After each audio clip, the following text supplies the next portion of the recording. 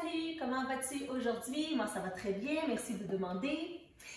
Si tu n'as pas vu la première et la deuxième capsule, retourne avant d'écouter celle-ci parce que c'est très important de comprendre le début, sinon tu ne sauras pas de quoi je parle.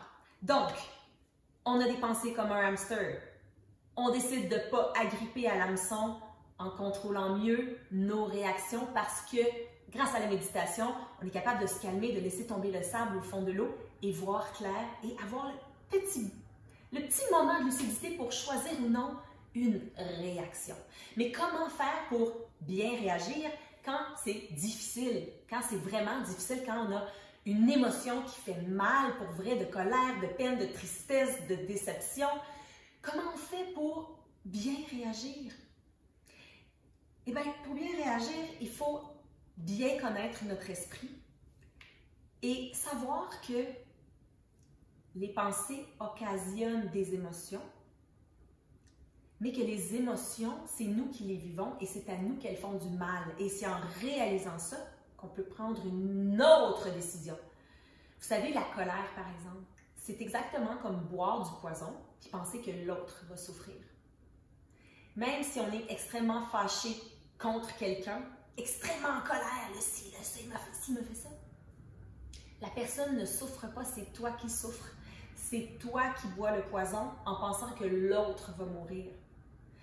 Donc, c'est en réalisant que nous sommes les seules personnes à vivre nos émotions destructrices, que ça fait de mal à personne, que c'est à nous que ça fait du mal, qu'on peut se dire, attends un peu, je prends la distance, je m'assois sur mon coussin, puis je prends la distance pour choisir une autre réaction.